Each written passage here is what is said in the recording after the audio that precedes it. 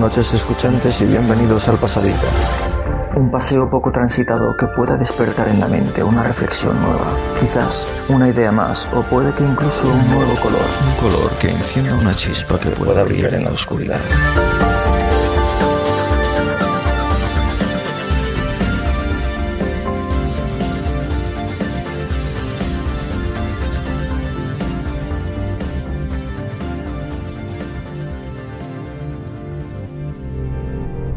Roger Crowley publicó en enero de 2024 un artículo titulado Especias, la contienda del siglo XVI que dio forma al mundo moderno. La historia de la épica contienda del siglo XVI por el comercio de especias, que impulsó la exploración marítima y la conquista europea por Asia y el Pacífico, determinó que las especias impulsaran la economía mundial de principios de la Edad Moderna, y para los europeos representaban riquezas a una escala sin precedentes, especialmente para los italianos, portugueses, castellanos y posteriormente holandeses e ingleses. El clavo y la nuez moscada solo podían llegar a Europa a través de una compleja red de rutas comerciales, y durante décadas los exploradores españoles y portugueses compitieron por encontrar su escurridiza fuente. Pero cuando los portugueses llegaron por fin a las islas de las Molucas en 1511, desencadenaron una feroz competencia por su control. Roger Crowley muestra cómo esa lucha dio forma al mundo moderno. De 1511 a 1571, las potencias europeas unieron los océanos, establecieron vastos imperios marítimos y dieron origen al comercio mundial. Todo ello en un intento por controlar el suministro de especias. Esta historia narrativa, que nos lleva de los astilleros de Sevilla a la inmensidad del Pacífico, a las volcánicas islas de las especias de Indonesia, incluso al círculo polar ártico y a las costas de China, está repleta de vívidos testimonios de aventuras, naufragios, asedios, etc., que dieron lugar a los primeros encuentros coloniales y remodelaron la economía mundial durante siglos. Continuemos con algunos de estos episodios. Como los portugueses no podían pasar por el Atlántico, Magallanes, tras el descontento que había recibido de expediciones anteriores con su rey, se pasó al bando de Castilla, y allí consiguió, tras desvelar algunos misterios o esas conjeturas, de que podría ser que las Molucas, o sea, las Islas de las Especias, estuvieran en ese dominio de Castilla. De hecho, la historia de Magallanes podría ser un episodio a mayores, pero, resumiendo, lo que consiguieron a través de pasar el estrecho de Magallanes fue dirigirse efectivamente hacia todas estas costas de lo que es hoy día Filipinas, llegando a la especiería, denominada en aquel momento, lo que sería un duro golpe para los portugueses, no solo porque habían encontrado una ruta nueva que cumplía con el Tratado de Tordesillas, sino porque las mismas islas, o al menos parte de ellas, estarían en territorio perteneciente a Castilla, al no haberse determinado bien el radio o la distancia del contrameridiano que suponía las aguas en territorio de unos y de otros. Es decir, que ya no solo era el haber descubierto una nueva ruta, sino que además habían descubierto, o se suponía, que las ganancias que pertenecían a Portugal podrían ser pertenecientes a Castilla. De hecho, en la práctica luego era todo más complejo, puesto que se intentaron diferentes sabotajes, etcétera, etcétera. Y obviamente no solo quedó en manos de portugueses y castellanos, sino que luego holandeses y siguientes descubrimientos acaecieron. De hecho, rodear África resultaba tan dramático para los españoles como la interminable travesía del Pacífico, pues no podían abastecerse de víveres por no ser atacados por los portugueses que dominaban estas aguas. De hecho, hay quien piensa que es curioso cómo cuando Magallanes cruzó el Pacífico no se encontró con alguna de las islas anteriores, ¿no? Incluso parece lógico pensar que descubrir Nueva Zelanda hubiera sido lo más cercano, ¿no? Pero esto demuestra la inmensidad del océano y de cómo no es tan sencillo. De alguna forma, algunas informaciones pudieran no haber traspasado la historia, es decir, que se supieran más cosas de las que no sabemos. Y aunque Magallanes fue asesinado o muerto por nativos, lo que se supone que fue un acto un poco traicionero, en una de las islas a las primeras que llegaron de este Pacífico, Elcano fue el que consiguió que en 1522 llegaran a Sanlúcar de Barrameda 18 marinos supervivientes de los 265 que partieron 3 años antes. Hablamos de que hacer esta gesta supuso 3 años. Fue la primera vuelta al mundo, ya que Elcano decidió, con la única nave de que disponían, no dar la vuelta por donde habían venido, es decir, por el estrecho de Magallanes y cruzando el Atlántico, sino arriesgándose a encontrarse con los portugueses atravesando toda la ruta portuguesa, que suponía volver por el Cabo de las Tormentas, o lo que posteriormente se llamó el Cabo de Buena Esperanza, por, aliviar un poco el nombre en el que tantos barcos habían naufragado. Y con esta expedición trajeron sobre todo clavo desde las Molucas, que financiaba la gesta, es decir, solo con lo que llevaban se pudo cumplir con los gastos. Y Carlos V otorgó a Elcano un escudo heráldico que lo resume todo: castillo sobre campo de gules, flanqueado con 2 bastones de canela, 3 nueces moscadas y 3 clavos de olor. La corona española reivindica con ello las Molucas y cederá en sus ambiciones a cambio de 350.000 escudos portugueses. Por todo ello hay quien dice que la gesta de estos navegantes no fue tan importante. Sin embargo, sí que sirvió para conocer un poco el tamaño de estos océanos, el tamaño de la Tierra y el descubrimiento de nuevas tierras que se sucedieron. Lisboa era la capital de una red comercial que se extendía desde Brasil hasta Indonesia. Pero a ello se sumaban piratas franceses que castigaban a los mercantes, y los portugueses vendían las especias al por mayor en Ámsterdam, dejando a los comerciantes de esa ciudad el beneficio de la venta al detalle, o sea, que cada uno pueda seguir ganando más. Como las islas del Índico son difíciles de controlar, Portugal se concentra en asegurar su dominio en los puertos del continente, como Goa, Canore, Cochin, Malaca y Ceilán sobre todo, que desde 1536 paga todos sus tributos en canela. Pero no solo portugueses y españoles dominan estos mares. Por ejemplo, en 1592, 4 bajeles parten de Ámsterdam y llegan a Java, negociando con el rey de Bantam. Regresan con 245 sacos de pimienta y 45 de nuez moscada. Del siguiente viaje, el almirante Jacob van Neck retorna con 350 toneladas de pimienta y 125 de clavo. Es decir, se suceden todos estos viajes, expediciones, en busca de nuevos territorios. Es como que de repente se descubre que ahí puede haber más de dónde sacar. Y, por lo mismo, atribuirse esos territorios, esos descubrimientos, incluso sublevando. Es conocido como los anglosajones. Muchos de los territorios que conquistan parecen someterlos un poco más de lo que se hizo, por ejemplo, en España y Portugal, donde se consideraban parte del mismo reino. Más allá de la controversia que pueda haber, es un poco lo que dice la historia. Por ejemplo, en 1602 se crea la Compañía Neerlandesa de las Indias Orientales. Ámsterdam se convierte en un mercado ejemplar, y los holandeses tienen 2 lemas: no se puede comerciar sin hacer la guerra ni hacer la guerra sin comerciar, y la mercancía se debe controlar desde el origen. Todo esto nos explica un poco lo que está sucediendo a día de hoy. Habría que cambiar incluso los productos de las especias, por la tecnología que ahora está intentando pasar a manos de los chinos, aunque surgiera de alguna manera en otros países. Y con tecnología hay que tener en cuenta también el conocimiento, o sea, las ideas y los nuevos descubrimientos. Pero no todo iba a ser tan sencillo, ya que toda esta alta demanda, no olvidemos que se trata de plantas que tienen un ciclo natural. Y en 1624 se sublevan los cultivadores de clavo de las Islas Banda, en el corazón de las Molucas. La respuesta fue matar a todos los hombres y reemplazarlos por esclavos. En 1641 arrebatan Malaca a Portugal y a continuación Ceilán. La casta de los Chalias, encargada de cultivar la canela en la isla, añorará a los viejos amos de Lisboa, ya que los holandeses condenan a muerte a quien venda canela por su cuenta, y castigaban el más mínimo hurto o fraude.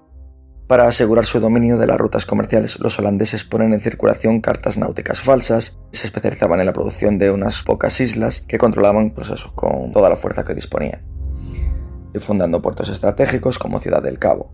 Recordemos que Sudáfrica hasta hace pocos años era, vamos a llamarlo, un feudo de los holandeses.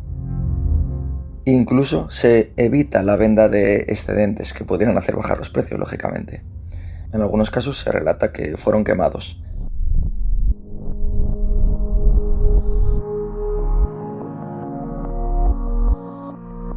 Basundoro y Nugroho publicaron en Indonesia en junio de 2024 un artículo que expone la historiografía del comercio y las rutas indonesias de las especias, que sitúa a Indonesia Oriental en una posición especial. Casi todos los estudios históricos suelen hablar y concluir sobre Indonesia Oriental, especialmente Maluku o Malaca y las zonas circundantes, como los principales productores de especias y el nodo vital de la red de comercio de especias del sudeste asiático. Los estudios sobre datos arqueológicos del periodo antiguo demuestran que Java Oriental tuvo una importante participación en el comercio de especias. Este artículo pretende describir el papel de Java Oriental en el comercio de especias desde la antigüedad hasta el siglo XVII prácticamente, cuando culminaron las rutas más importantes. El método utilizado es la investigación histórica mediante la exploración de fuentes antiguas, procedentes de inscripciones, de relieves de templos y de textos literarios antiguos, sobre todo en bibliotecas y museos. También se utilizan como referencia estudios anteriores publicados en diversos libros y revistas científicas. Según los resultados de la investigación, las especias del interior de Java Oriental se transportaban a los puertos de las ciudades y se comercializaban en todo el mundo. Es decir, lo de las especias llegó a ser interplanetario, se llegó hasta la última región, directa o indirectamente. Al final, todas estas especias acababan en los mercados más importantes y, puesto que tenían un alto valor, se acababan comerciando y acababan llegando a las costas europeas. Los puertos de las ciudades son esenciales para sostener la red de rutas de las especias en Java Oriental, como Tuban, Gresik y Surabaya, subrayan estos autores, como explicando que estas ciudades portuarias de Java Oriental han formado redes comerciales mundiales. También en Indonesia, Maulana, Astana, Wijayanti y Kumalasari publicaron un artículo en junio de 2024, hace escasas semanas, que pretende explicar las condiciones geoestratégicas de la costa norte de Java, así como las actividades políticas marítimas del Sultanato de Dinamarca. Adopta un enfoque historiográfico que comprende una heurística basada en el libro de Suma Oriental, como fuente primaria y otras fuentes secundarias relevantes. Los resultados ilustran las condiciones geoestratégicas de la costa norte de Java, que se encuentran en medio de la ruta de las especias de Nusantara. Contribuyeron a hacer de Demak y otras ciudades portuarias un importante emporio. La región está atravesada por vientos monzónicos que favorecen las actividades marítimas y cuenta con abundantes recursos de madera de teca para la industria naval. Es una madera bastante usada por su importancia, su dureza, etcétera, etcétera. Las actividades marítimas de Demak incluían expediciones militares para conquistar a los portugueses en Malaca y varios emporios importantes en la costa norte de Java. Expediciones comerciales para exportar o importar diversos productos básicos y el establecimiento de alianzas comerciales con otras regiones, especialmente Malaca y Maluku. La política marítima de Raden Pataz incluía el despliegue de expediciones militares para conquistar a los portugueses de Malaca en 1512, el establecimiento de asociaciones comerciales con Malaca, la producción de barcos Young y la construcción de ciudades portuarias en la costa norte de Java como emporios importantes. Pati Yunus movilizó una expedición militar para conquistar a los portugueses en Malaca en 1521 y formó la alianza militar Demak-Cirebon-Palembang, y Trenggana conquistó Lampung y Banten para controlar el comercio de pimienta hasta la conquista del emporio Sunda Kelapa bajo el reino Pajajaran. Obviamente, yo no conozco casi ninguno de estos últimos nombres, pero lo que queremos mostrar es esta especie de batalla incluso interna, ya que las especias tienen un valor tan importante. Recientemente, en junio de 2024, Inayatila, como primer autor, publicando en Indonesia y Países Bajos, publican un artículo titulado El papel estratégico de los reinos islámicos en Aceh en los siglos XVIII y XIX. El caso del comercio en Kuala Batu y Trumong, dos reinos islámicos locales de la costa occidental de Aceh, que desempeñaron un importante papel en el comercio de especias, especialmente pimienta, en el archipiélago durante los siglos XVIII y XIX. Ambos, Negeris, fueron reinos autónomos especiales dependientes del sultanato de Aceh Darussalam, hasta la primera mitad del siglo XIX.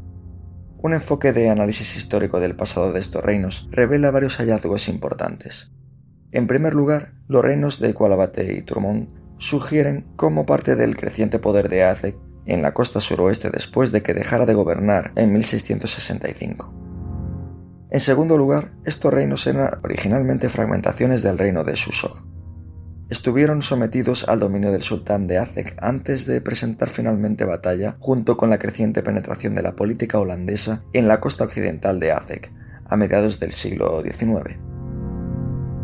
Esto sirve de relevancia como los holandeses fueron conquistando un poco toda esta región. En tercer lugar, a medida que se debilita el control de Aztec, los reinos de Qualabate y Thomond establecieron relaciones comerciales con otras regiones, incluidos los europeos y Estados Unidos, lo que los convirtió en potencias estratégicas en el comercio mundial. Es decir, vamos viendo cómo va evolucionando. Portugueses, castellanos, holandeses, ingleses, todos iban haciéndose con una parte del pastel y del que quedaba por descubrir. Pero al final todo eran transacciones económicas y culturales. Pero esa supremacía es puesta a prueba numerosas veces por otro pueblo más, en este caso los británicos y su India Company. Recordemos que la India, hasta hace no tantos años, pertenecía o estaba bajo el dominio, llamémoslo como queramos, de los ingleses. Los ingleses empiezan asaltando barcos y apoderándose de su carga. En 1622 apoyan al Shah de Persia y consiguen expulsar a los portugueses del estrecho de Ormuz. Animados por el éxito, disputan a los holandeses el dominio de las Molucas, pero bueno, en este caso no lo consiguieron. Hasta que en 1782, en el curso de una breve guerra, les arrebatan la codiciada Ceilán.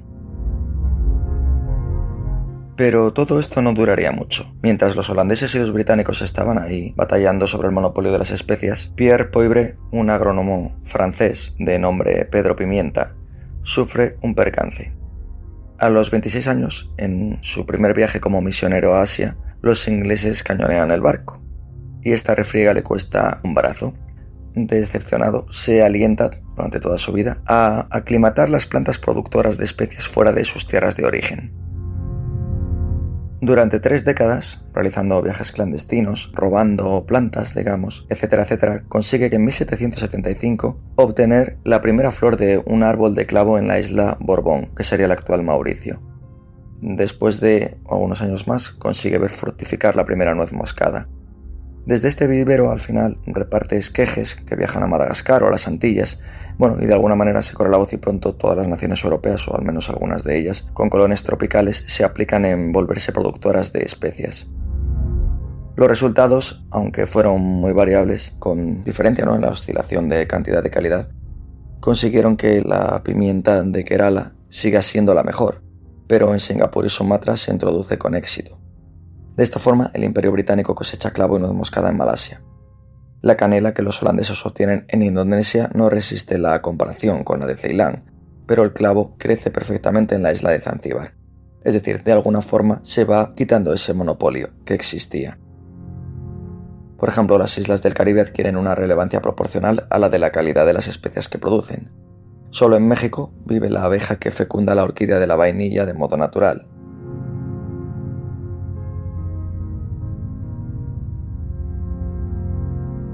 Edmond Albius, un joven esclavo de la isla de Reunión, en 1841 desarrolla la técnica que permite fructificar la enredadera.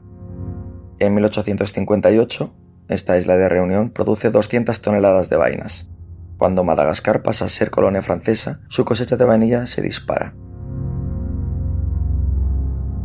A finales del siglo XIX, la nuez moscada y el clavo, por ejemplo, dejarían de maravillar a los occidentales.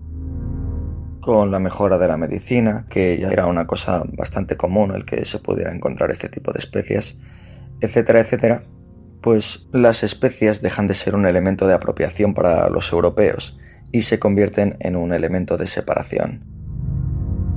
Los occidentales se envuelven en unas costumbres y alimentos importados de su propio país y consideran los hábitos indígenas supersticiones o barbaridades incluso antihigiénicas. De alguna forma, las especias pasan a ser el distintivo alimenticio de sociedades primitivas. Hay como un cambio de mentalidad, unido a la consolidación sobre todo del consumo de azúcar, que aumentó reduciendo el consumo de especias, porque el sabor dulce invade el sentido del gusto y eclipsa a los otros sabores. El gusto de los europeos prefiere combinarlo con el té o el café de forma que les ayude a realizar más su trabajo. O sea, los paladares pierden esa curiosidad por diferenciar estos matices de los sabores exóticos de las especias. Y por otra parte también los comerciantes prefieren, o les resulta digamos más rentable, importar solo unos pocos productos, o sea, caña de azúcar, etcétera, etcétera, que generan gran demanda, y invertir mucho menos en tener mercancías tan diferenciadas y tan poco limitadas. Por no decir que el azúcar ya se puede producir en las propias regiones europeas. Desde el siglo XIX las ciudades de Europa empiezan a convertirse literalmente en grandes fábricas. Hay que tener en cuenta que es la época de la Revolución Industrial, donde el sentido práctico prevalece sobre lo demás. Las máquinas empiezan a reemplazar el trabajo y el olfato, el único vinculado a los instintos, en vez de la razón, inicia una existencia en segundo plano. Nesiva, de la República Checa, publica un reciente artículo en agosto de 2024, en el que analiza la historia de la percepción del azúcar desde la antigüedad hasta la Edad Media. El autor muestra cómo los cambios en la sociedad pueden demostrarse mediante cambios en el reflejo de las actitudes dietéticas hacia el sabor dulce. La sociedad medieval estaba influida por actitudes ambiguas hacia el azúcar y sobre los dulces en general. Por un lado, el sabor dulce se asociaba con el riesgo de malestar mental, lo que contradecía la devoción religiosa a la fe cristiana. Por otro, la descripción del sabor dulce se utilizaba a menudo simbólicamente en la Biblia como alegoría de la recompensa por una fe firme. Sin embargo, el azúcar se introdujo en la farmacia como medicamento, y sobre todo como edulcorante. El comercio medieval entre Europa y sus vecinos árabes y el desarrollo del comercio urbano e internacional acabaron abriendo el camino para la entrada de la caña de azúcar en Europa. Los mercaderes europeos aprendieron a producir caña, aprendieron a producir azúcar, y a partir del siglo XVI llevaron sus conocimientos tecnológicos o de organización de la producción de azúcar de caña a los nuevos territorios descubiertos en América. La transferencia de conocimientos fue la precursora de la revolución industrial, y los conceptos medievales sobre el azúcar cayeron en el olvido. Fue esto lo que hizo el cambio que decíamos de las especias, es decir, a partir de esta revolución en la que se empezó a introducir el azúcar de forma masiva en detrimento de las especias y sobre todo por una mejora en los conocimientos de medicina y de conservación de los alimentos. Así pues, este artículo ofrece una panorámica de la mentalidad medieval en relación con el azúcar y el sabor dulce, puesto que eso de que a alguien le amarga un dulce, probable que en aquella época de alguna manera no fuera así.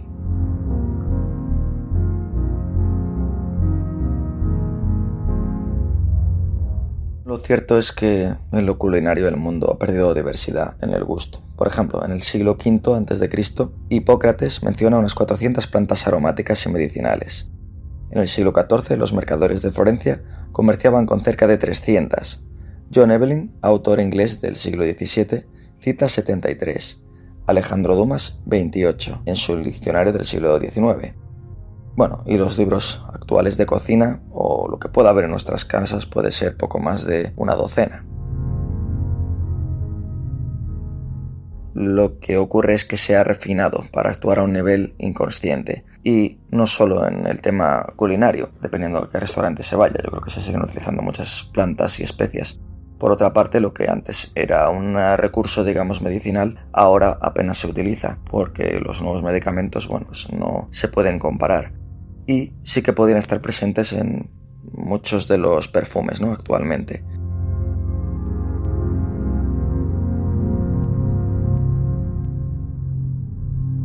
Y para terminar vamos a comentar un poco una cronología de los descubrimientos de estas islas.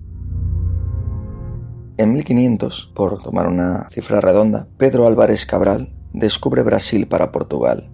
Este descubrimiento fue accidental, mientras Cabral navegaba hacia la India, siguiendo la ruta de Vasco de Gama. Recordemos que Vasco de Gama fue quien cruzó el Cabo de Buena Esperanza hacia las Indias Occidentales. Pues bien, este Álvares Cabral fue elegido para llevar a cabo una expedición a la India en 1500, siguiendo la ruta recién inaugurada por Vasco de Gama alrededor de África. El objetivo de esta empresa era volver con especias valiosas y establecer relaciones comerciales en la India, evitando el monopolio del comercio de especias que entonces estaba en manos de comerciantes árabes, turcos y venecianos. Su flota, de 13 navíos, navegó a lo largo de la costa africana en el Océano Atlántico. Parece que se desvió accidentalmente de su ruta al adentrarse en el Atlántico en busca de vientos que le empujarían hacia el sur, aunque eso no parece muy lógico. Hay quien afirma que es probable que realmente buscara conscientemente visitar las tierras americanas que le habían correspondido a Portugal en el reparto con Castilla, como ya comentamos en el tratado realizado en Tordesillas en 1494. De esta manera arribó a lo que inicialmente se pensó que era una gran isla, pero que resultó ser Brasil. Posteriormente, en 1513, Vasco Núñez de Balboa se convierte en el primer europeo en ver el Océano Pacífico desde el Nuevo Mundo. Cruzó el Istmo de Panamá y llamó al océano Mar del Sur. De 1519 a 1522, Fernando de Magallanes y Juan Sebastián Elcano completan la primera circunnavegación del globo. Magallanes murió en Filipinas y Elcano continuó la expedición hasta regresar a España. Recordemos que tras que Magallanes y Elcano encontraron una nueva ruta y parte de esta especiería estuviera en la parte castellana y hubiera sido un duro golpe para los portugueses finalmente, aunque no lo reconocieron, de alguna manera lo que hicieron fue pagar una cuantiosa cantidad de dinero anualmente al rey Carlos de España para poder seguir teniendo el monopolio de estas tierras. Si bien el tratado que firmaron podía quedar desestimado si Carlos, el rey de España, así lo estimaba oportuno y devolvía, esa cuantía que le daban, como pudiendo seguir comerciando en lo que pudieran ser sus tierras cumpliendo con este tratado de Tordesillas. Pero finalmente la historia dice que Carlos siguió aceptando el dinero y los portugueses siguieron dominando.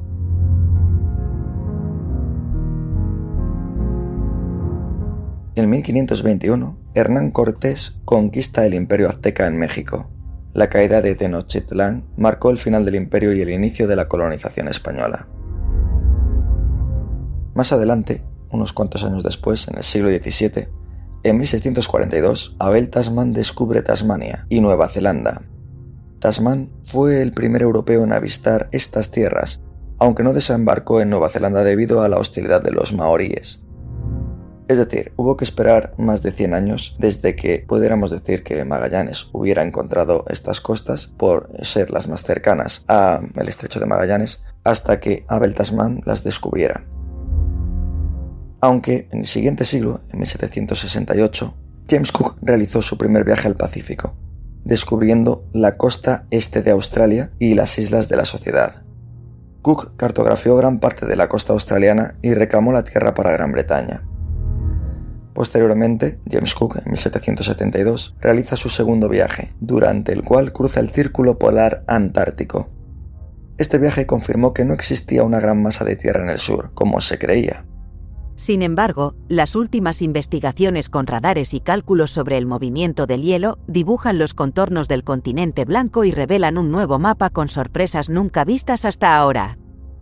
Bajo el hielo de la Antártida hay tierra firme, todo un continente que apenas podemos vislumbrar desde las bases científicas.